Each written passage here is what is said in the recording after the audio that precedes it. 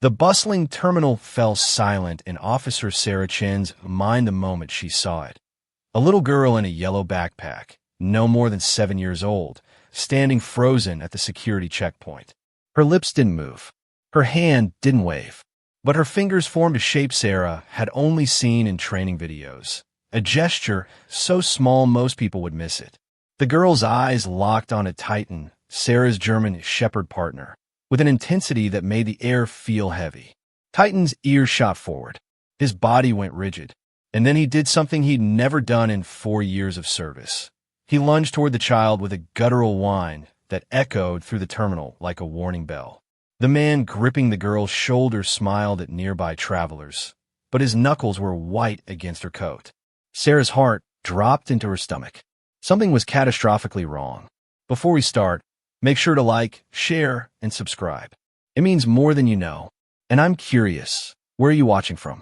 Put your country in the comments so we can welcome you. Sarah Chun had been working airport security with Titan for 4 years, and she'd learned to trust his instincts more than her own eyes. German shepherds weren't just trained to detect explosives or narcotics. They read people in ways humans couldn't, picking up on micro-expressions, pheromones, fear, aggression. Titan had stopped 3 smuggling attempts, located 2 missing children, and once detected a medical emergency when a passenger was having a silent stroke. He was steady, reliable, never aggressive without cause. That's why when he suddenly jerked the leash hard enough to nearly pull Sarah off her feet, she knew something was deeply, terribly wrong. It was a Tuesday morning, the worst kind of busy, spring break travel, families everywhere, noise bouncing off the high ceilings and waves. Sarah had been scanning the usual chaos, tourists fumbling with boarding passes, businessmen speed-walking with coffee, parents wrangling toddlers.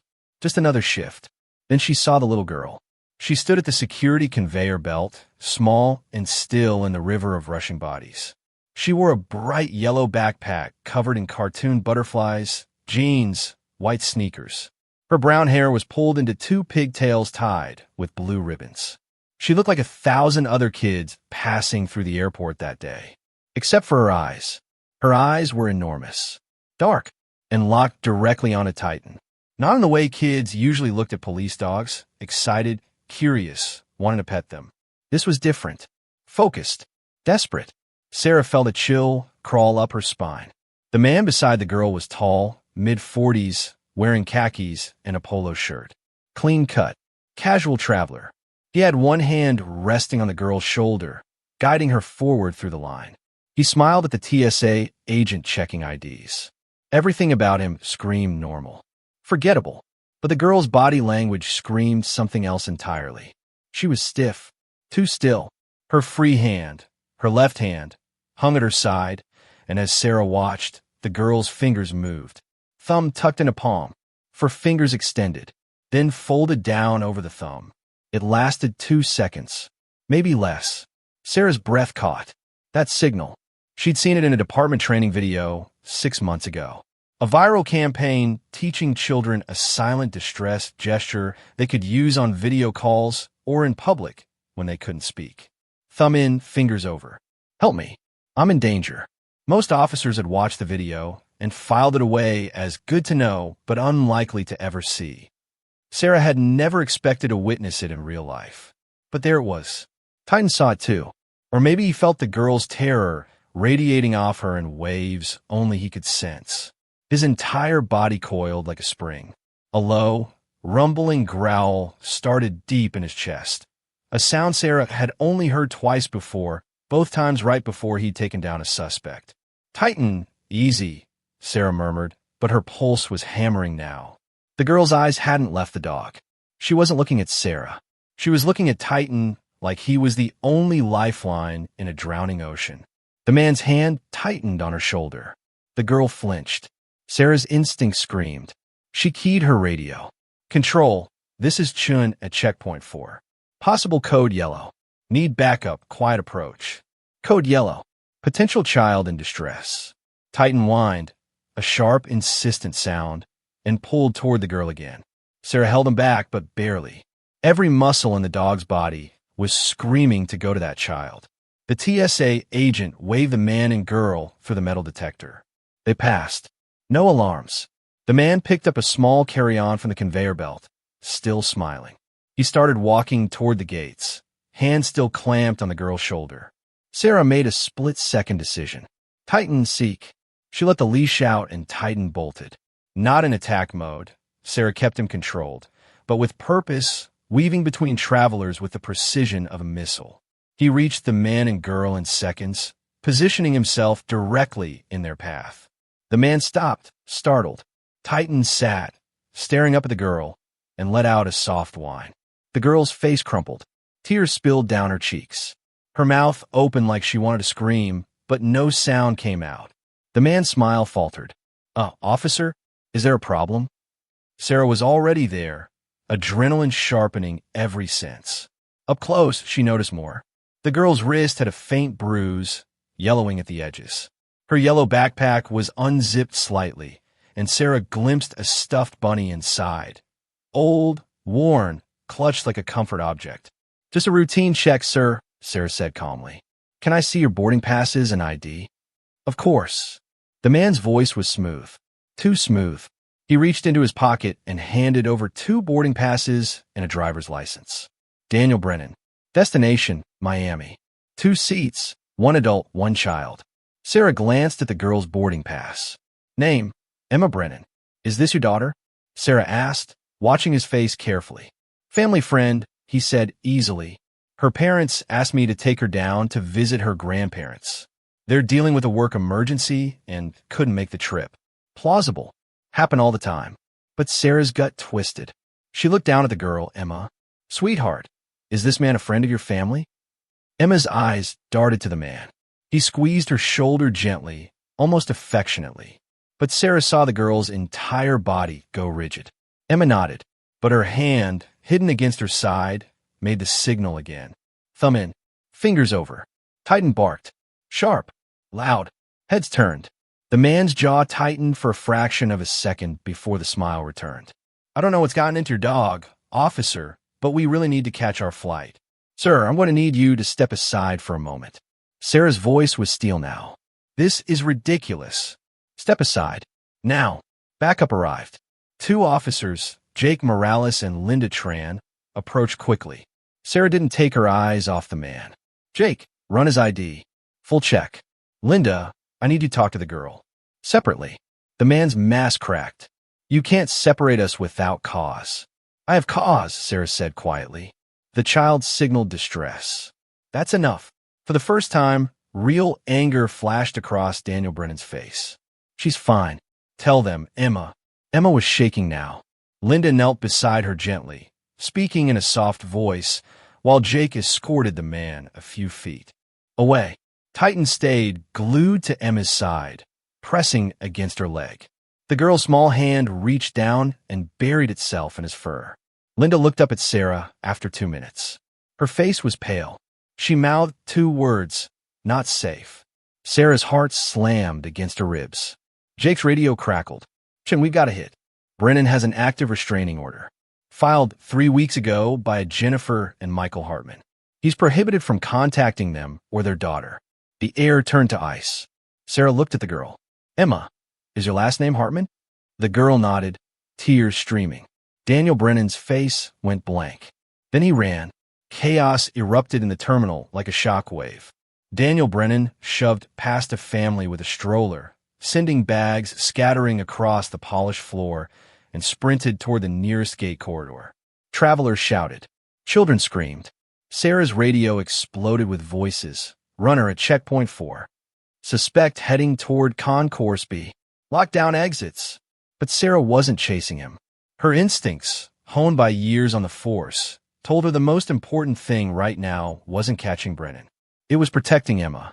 Because if Brennan had gone this far, forging documents, sneaking a child through airport security, violating a restraining order, he wasn't acting on impulse. This was planned, desperate, and desperate men were dangerous. She dropped to one knee beside Emma, who was clinging to Titan like he was the only solid thing in a spinning world. The little girl's face was buried in the dog's thick fur, her small body racked with silent sobs. Linda kept a protective hand on Emma's back, speaking in low, soothing tones, but the child wasn't responding. She was shut down, traumatized. "Emma," Sarah said gently, pulling off her sunglasses so the girl could see her eyes. "You're safe now. I promise. Titan's not going anywhere, and neither am I." At the sound of his name, Titan turned his big brown eyes toward Emma and licked her cheek. The girl hiccuped a tiny sound and finally looked up at Sarah. "He said my parents were dead," Emma whispered, her voice so small Sarah almost didn't hear it over the commotion around them. "He said the police called him and told him to pick me up from school because Mommy and Daddy were in an accident." Sarah's chest tightened like a fist. She forced her voice to stay calm. "Your parents are not dead, sweetheart. They're looking for you right now. I promise." Emma blinked, hope and disbelief warring in her tear-filled eyes. "Really? Really?" Linda was already on her phone, pulling up records. Hartman family reported their daughter missing yesterday afternoon. School confirmed Emma left with an adult male claiming to be a family friend picking her up for a dentist appointment. Parents have been cooperating with local PD. Michael Hartman testified as a witness in an assault case 4 months ago. Defendant was Daniel Brennan. Everything clicked into place with sickening clarity. This wasn't a random abduction. This was revenge. Michael Hartman had testified against Brennan in a bar fight that had escalated into aggravated assault. Brennan had been convicted, served 60 days, got out on probation. The restraining order was filed a week after his release when he'd started showing up outside the Hartman house, following Jennifer to the grocery store, sitting in his car across from Emma's school. And when the legal system moved too slowly for his rage, he decided to take matters into his own hands by stealing their daughter. Sarah's jaw clenched. She glanced toward the corridor where Brennan had disappeared. Airport police and TSA agents were swarming now, radios crackling, gates being sealed. He wouldn't get far. The airport was locked down. But Emma didn't need to hear about the manhunt. She needed to hear her mother's voice. "Linda, get the parents on the phone. Now." 2 minutes later, Emma was holding Linda's cell phone in trembling hands, and Jennifer Hartman's voice poured through the speaker like sunlight breaking through storm clouds. "Emma? Emma, baby, is that you?" "Mommy." Emma's voice broke, and fresh tears spilled. "Mommy, I'm scared." "I know, sweetheart, I know. But you're safe now. Daddy and I are coming to get you. We're almost there. You were so brave, Emma. So brave." "I remembered." Emma hiccuped. "I remember the signal from the video. The one you showed me." Jennifer Hartman's sob echoed through the line. "You did perfect, baby. You did everything right." Sarah exchanged a glance with Linda. That training video, the one that had gone viral, teaching kids the silent hand signal for distress, had just saved this child's life. Emma talked to her mother for 5 more minutes while airport police coordinated lockdown procedures and the FBI was notified. Kidnapping across state lines made it federal jurisdiction. Sarah stayed close, one hand on Titan's head, the other resting lightly on Emma's shoulder. The girl's breathing slowly steadied. Color returned to her cheeks. Titan, meanwhile, hadn't moved an inch. He sat pressed against Emma's side like a furry guardian angel, eyes scanning the terminal, ears swiveling toward every sound. His training was immaculate, but this felt like something more. Sarah had seen it before, dogs bonding instantly with children in crisis, some primal instinct to protect kicking in. Titan had chosen Emma the moment he'd seen that signal, and he wasn't letting her go. 20 minutes later, Michael and Jennifer Hartman came running through the terminal. Jennifer was a petite woman with brown hair pulled back in a messy ponytail, mascara streaked down her face, eyes wild with panic and relief. Michael was tall, broad-shouldered, still in his work uniform. He was a paramedic. The moment Emma saw them, she screamed, "Mommy! Daddy!" She broke away from Linda and Titan and sprinted into her parents' arms. The 3 of them collapsed into a sobbing heap on the airport floor, holding each other like they'd never let go. Travelers passing by stopped, some pulling out phones, others wiping their own eyes. Even the TSA agents paused. Sarah felt her throat tighten. She blinked hard. Titan whined softly, watching Emma. His tail wagged once, twice. "Good boy," Sarah whispered, scratching behind his ears. You did good. Michael Hartman looked up from where he was clutching his daughter and locked eyes with Sarah. Thank you, he choked out. Thank you. If your dog hadn't. He couldn't finish. Didn't need to. Sarah nodded. She saved herself. We just listened. Jennifer pressed a kiss to Emma's forehead, then looked at Titan. Can she say thank you to him? Of course. Emma scrambled over on wobbly legs, her parents hovering close, and wrapped her small arms around Titan's neck. The big German shepherd went completely still, letting the little girl bury her face in his fur one more time. Thank you, Titan, Emma whispered. You heard me. Titan's tail thumped against the floor. Daniel Brennan was apprehended 12 minutes after his attempted escape. He'd made it as far as Concourse C before airport police cornered him near a locked emergency exit. He tried to bluff his way out, claimed mistaken identity, said he'd panicked because he thought he was late for his flight, but airport cameras had captured everything. The restraining order, the forged travel documents, Emma's testimony. It was over. He was taken into federal custody, facing charges that would put him away for years. Kidnapping, child endangerment, custodial interference, violating a restraining order. Michael Hartman watched through the glass window of the airport security office as Brennan was led past in handcuffs. His fists were clenched so tight his knuckles had gone white. I testified because it was the right thing to do, Michael said quietly, his voice raw. I saw him beat a man half to death outside a bar. I couldn't just walk away. But I never thought. He trailed off, staring at the floor. Jennifer put her hand on his shoulder. It's not your fault, isn't it? His voice cracked. I put our family in danger. I brought this to our door. Sarah, standing nearby with Titan at her side, shook her head. No, sir. Daniel Brennan made his own choices. You did the right thing. You always did the right thing. And your daughter is safe because she learned from you. Michael looked up, confusion flickering across his exhausted face. Sarah continued. Emma told us you and your wife showed her that distress signal video.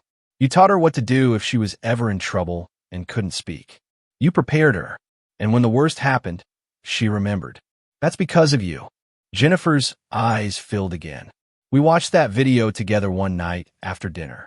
I didn't think she'd actually remember. She's only 7. She remembered, Sarah said firmly. And she used it. That little girl saved herself today. Michael nodded slowly, his jaw working. After a long moment, he whispered, I want to thank your dog. Sarah smiled. You already did, but I think he'd appreciate some ear scratches. They returned to the waiting area where Emma was sitting with Linda, coloring on a sheet of paper an airport staff member had given her. The little girl was drawing a picture, a big brown dog with pointy ears standing next to a stick figure girl in a yellow backpack. Above them, she'd written in wobbly letters, Titan is a hero. When Titan padded over, Emma lit up. She showed him the drawing proudly. Look, it's you. Titan sniffed the paper, tail wagging, and Emma giggled. The first real laugh she'd made in 24 hours. Michael knelt down beside his daughter and ran a hand through her pigtails. Em, we're going to go home now, okay? We're all going home together. Emma nodded, but her eyes drifted to Titan. Can Titan come? Sarah chuckled softly. Titan has to stay here and keep helping other people, sweetheart. But I promise he'll never forget you. Emma looked sad for a moment, then reached in her yellow backpack and pulled out the worn stuffed bunny Sarah had glimpsed earlier. It was gray, floppy-eared, with button eyes and a stitched smile. This is Mr. Hops, Emma said seriously. She held the bunny out toward Titan. He keeps me safe when I'm scared. I want Titan to have him. Sarah's chest ached. Emma, that's so sweet, but... Please, Emma interrupted, her big brown eyes pleading. So he knows I won't forget him either. Jennifer wiped her eyes. Michael nodded. Sarah took the little bunny gently and tucked it into her uniform pocket. Titan will keep him safe. I promise. Emma beamed. She gave Titan one last hug, arms wrapped tight around his neck, face pressed into his fur, and whispered something Sarah couldn't hear. Titan licked her cheek. Then the Hartman family left, escorted by airport security to their car, and the terminal slowly returned to its usual hum of chaos and movement. But Sarah stood there for a long moment, staring at the drawing Emma had left behind. At the words Titan is a hero scrawled in crayon across the page. Linda appeared beside her. Hell of a shift. Yeah. Sarah exhaled slowly. Hell of shift. That little girl's going to be okay, you know? She's tough. I know. Sarah looked down at Titan, who was watching the corridor where Emma had disappeared, ears still perked forward. I think she's going to be more than okay. That evening, after her shift ended, Sarah sat in her small apartment with Titan sprawled on the floor beside her, the stuffed bunny, Mr. Hops, resting on the coffee table. She'd filed her report, answered questions from the FBI, coordinated with local police. The media had already picked up the story. By tomorrow morning, Emma Hartman's brave act would be national news. But for now, it was quiet. Sarah reached down and scratched Titan's head. You know, she murmured, I've worked with you for 4 years. I've seen you do incredible things. But today you saw something I almost missed. You trusted a little girl's signal before I even processed it. Titan's tail thumped lazily against the floor. I don't know how you do it, Sarah continued. I don't know if it's training or instinct or something else. But you saved her life today. She pulled out her phone and opened a news article already circulating online. Airport police dog helps rescue kidnapped girl after she uses viral distress signal. Below it, a photo. Someone had snapped a picture of Emma hugging Titan in the terminal, her face buried in his fur, his eyes calm and watchful. The comments were flooded with praise. Heart emojis.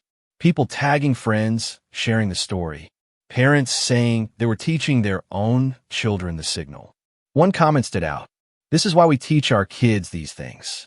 You never think it'll happen, but when it does, it can save their life. Thank you to the officer and her dog. You're both heroes. Sarah set the phone down and looked at Mr. Hops.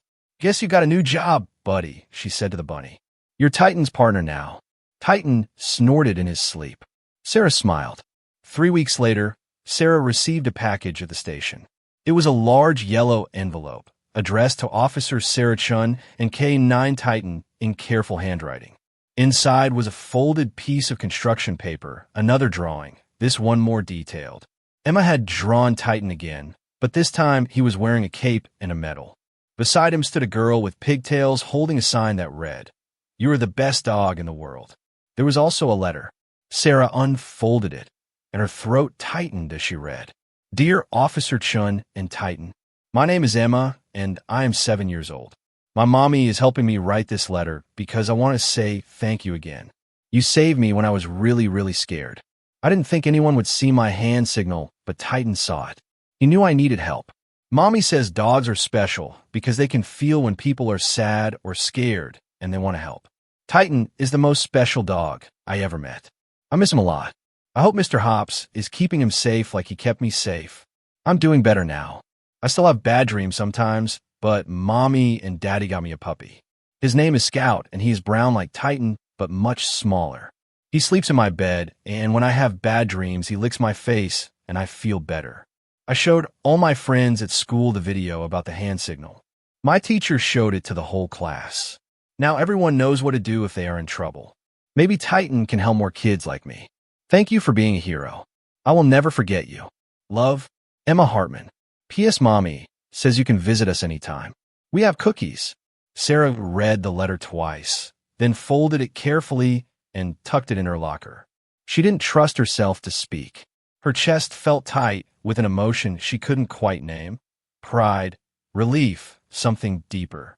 Titan was lying on his mat in the corner of the station's K-9 area, chewing on a rubber toy. Mr. Hops sat on a shelf above him, Button, eyes watching over him like a tiny guardian. Jake wandered over, holding a cup of coffee. That the letter from the Hartman kid? Sarah nodded. Man, Jake said quietly. That's one lucky little girl. Lucky? Sarah raised an eyebrow. She was kidnapped by a stalker with a grudge. Yeah, and she survived because she was smart, brave, and had a damn good dog looking out for her. Jake took a sip of his coffee. That's lucky in my book. Sarah considered that. Maybe he was right. Luck wasn't just about avoiding bad things. Sometimes it was about the universe putting the right people or the right dog in the right place at exactly the right moment. She walked over to Titan and knelt beside him. He dropped his toy and looked up at her with those deep, intelligent eyes. "You know what you did, don't you?" she murmured. Titan's tail wagged. Sarah scratched behind his ears. "You didn't just follow your training. You saw a kid in trouble and you wouldn't let it go. You trusted her. You trusted that signal even when I hesitated." Titan tilted his head, ears perked. "I'm proud of you," Sarah said softly. "Every damn day, I'm proud of you." The next week, the local news ran a segment on Emma's rescue. They interviewed Jennifer and Michael Hartman, who spoke tearfully about the ordeal and praised the officers who'd saved their daughter. Emma appeared briefly, holding Scout, a roly-poly German shepherd puppy with oversized paws, and grinning at the camera. "I'm not scared anymore," Emma said in the interview, "because I know there are people like Officer Chun and dogs like Titan who help kids. And I have Scout now. He's going to be a police dog when he grows up, just like Titan." The segment ended with footage of Sarah and Titan walking through the airport, doing their daily patrol. The camera zoomed in on Titan's calm, watchful face, the narrator's voice overlaying the image. Thanks to one observant officer, one trained K9, and one brave little girl who remembered a simple signal, a tragedy was averted. This is a reminder that awareness, preparation, and trust can save lives. The story went viral. Again, parenting blogs picked it up. News outlets across the country ran features. The video teaching the silent distress signal saw a massive spike in views. Millions of parents showing it to their children, schools incorporating it into safety curriculums. And through it all, Sarah and Titan kept working. Because that's what they did. 2 months after Emma's rescue, Sarah was invited to speak at a community safety event organized by the local school district. It was held in a large auditorium filled with parents, teachers, and children. The topic, teaching kids how to stay safe in public and recognize signs of danger. Sarah wasn't used to public speaking. She was used to action, patrolling terminals, checking bags, watching crowds. But when the organizer explained that Emma's story had inspired the event, she couldn't say no. Titan, of course, came with her. The auditorium buzzed with noise as families filed in, kids pointing excitedly at Titan, parents whispering and nudging each other.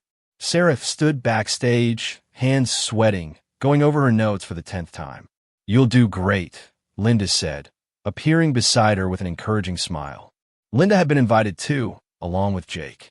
They were a team. They'd always been a team. "I'm better at catching bad guys than talking to crowds," Sarah muttered.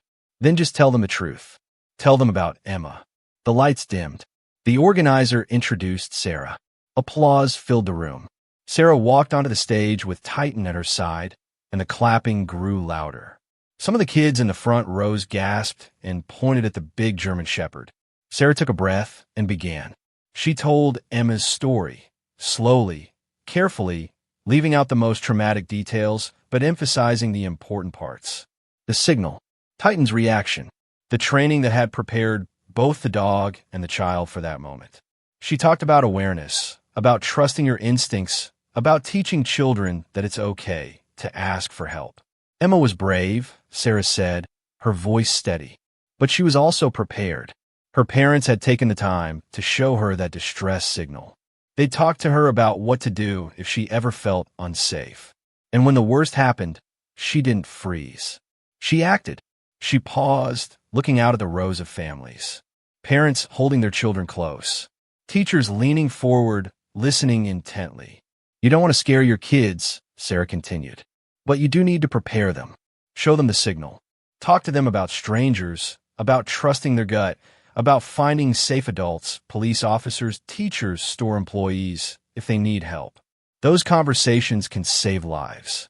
She glanced down at Titan, who was sitting perfectly still beside her, scanning the crowd with calm authority. "And sometimes," Sarah added, "they just need to know that someone is listening.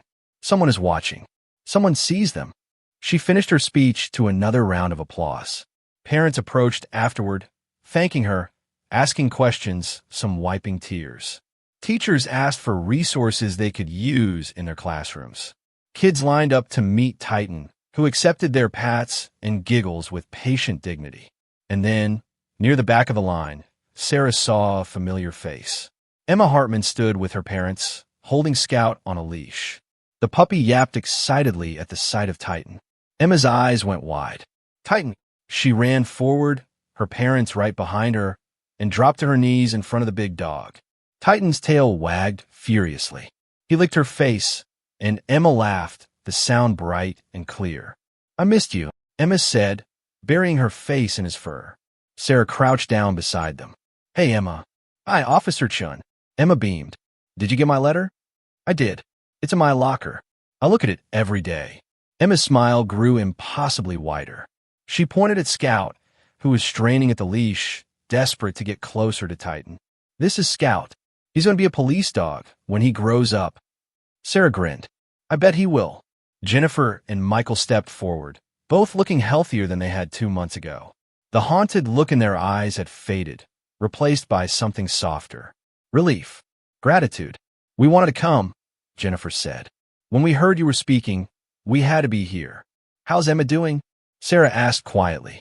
Michael glanced at his daughter, who was now trying to get Scout and Titan to play together. She's good. Really good. We did some therapy, talked through everything. She still has tough days, but she's resilient. Kids are. She's remarkable, Sarah said. You raised a remarkable kid. Jennifer's eyes shimmered. We got lucky. Thanks to you. Thanks to her, Sarah corrected. She saved herself. We just listened. They talked for a few more minutes before the crowd began to thin out. Emma gave Titan one last hug, whispering something in his ear again. Sarah still couldn't hear what, but whatever it was made Titan's tail thump happily against the floor. As the Hartman family left, Emma turned back one more time and waved. Sarah waved back. Months passed. Seasons changed. The story of Emma Hartman and Titan became one of those tales people shared on social media, in parenting groups, in safety training seminars. The distress signal became more widely known. Schools across the country adopted it into their curriculums. Some states even began including it in child safety campaigns. And somewhere in the middle of it all, Sarah and Titan kept working. Every day, they walked through the airport terminal, checking bags, scanning crowds, watching for signs of trouble. Most days were routine, quiet, normal. But Sarah never forgot what Titan had taught her that day. To trust the signals others couldn't see. To listen when someone, especially a child, was silently screaming for help.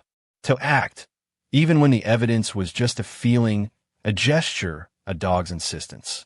Titan had seen Emma's distress before Sarah had fully processed it. He'd trusted his instincts. And because of that, the little girl went home to her family instead of disappearing into a nightmare. One afternoon, nearly 6 months after the rescue, Sarah sat in the station's break room with Titan sprawled at her feet. Mr. Hops still sat on the shelf in the K9 area, a little dusty now, but still standing guard. The drawing Emma had sent was pinned to the bulletin board, edges curling slightly, but colors still bright. Jake wandered in, carrying a tablet. You see this? He turned the screen toward her. It was a news article. Viral distress signal credited with saving over 200 children since 2023 campaign launch. Sarah scanned the article. It detailed how the simple hand gesture, thumb tucked in, fingers folded over, had been used by children around the world to signal for help. In homes, in cars, on video calls, at stores, at airports. Over 200 rescues. Hundreds of kids safe because someone had taught them that signal and someone else had been paying attention. Emma's story is in there, Jake said, pointing to a paragraph halfway down. They call her the airport girl. Say she's one of the most high-profile cases where the signal worked. Sarah set the tablet down and stared at the drawing on the wall. Titan in his cape. The words, "You are the best dog in the world." She really was brave, Sarah murmured. She was. And so were you. Sarah shook her head. I almost missed it. If Titan hadn't reacted. But he did. That's the point. You trained him. You trusted him. You worked together. That's what saved her. Sarah didn't respond. She reached down and scratched Titan's head. The big dog sighed contentedly, eyes half closed. We're just doing our job, Sarah finally said. Yeah, Jake replied. And you're damn good at it. He left the break room, and Sarah sat in the quiet for a few more minutes, watching Titan sleep. His paws twitched, probably chasing something in a dream. His ears flicked at distant sounds. He was just a dog. Trained, yes. Skilled, yes. But at the end of the day, just a dog doing what dogs do best, protecting the people they cared about, reading emotions, sensing danger, offering comfort when a world felt too big and too scary. And yet, in that one moment, he'd been so much more. He'd been a lifeline, a voice for a child who couldn't speak, a guardian who refused to look away. Sarah pulled out her phone and scrolled to the photo someone had snapped that day. Emma hugging Titan in the terminal, her face buried in his fur, his eyes calm and steady. She saved it as her lock screen. A year after Emma's rescue, Sarah received another package. This one was heavier. Inside was a leather-bound scrapbook, the cover embossed with the words, "Thank you, Titan." Sarah opened it slowly. The first page was a photo of Emma on her 8th birthday, standing beside Scout, who was now lanky and long-legged, ears still a little too big for his head, and grinning at the camera. Below the photo, in Jennifer's neat handwriting, Emma insisted we make this for Titan. She said heroes deserve to be remembered. Sarah turned the page. More photos. Emma at school, holding up a certificate for completing a safety training program. Emma and Scout at the park. Emma with her parents, all three smiling. Drawings Emma had made. More pictures of Titan, some with capes, some with medals, some just sitting beside stick figure children with the words heroes help written above. And then, near the end of the scrapbook, a handwritten letter from Emma herself. Her handwriting was neater now, more confident. "Dear Titan, I'm 8 now. It's been a whole year since you saved me. I think about you a lot. I think about how scared I was and how you saw me when I couldn't talk. Mommy says you're a very special dog, and I agree. I'm in 2nd grade now, and I'm doing really good. I told my class about you, and everyone thought you were amazing. My teacher showed us the video about the hand signal, and now all my friends know it too. Scout is getting really big. Daddy says maybe he can start training soon to be a police dog like you. I hope he's as brave as you. I hope I'm as brave as you. Thank you for not giving up on me. Thank you for listening. Thank you for being my hero. I love you, Titan. Love, Emma." Sarah closed the scrapbook carefully, her vision blurred. She sat in her apartment with Titan beside her on the couch, something she didn't usually allow, but tonight felt different, and rested her hand on his head. "You did more than save her life," Sarah whispered. "You gave her hope. You showed her that someone was paying attention, that she mattered." Titan's tail thumped softly against the cushion. Sarah looked at the scrapbook again, at the photos of a little girl who was laughing and thriving and whole. This was why she did this job. This was why she woke up every morning, put on a uniform, clipped the leash to Titan's collar, and walked into the chaos of the airport terminal.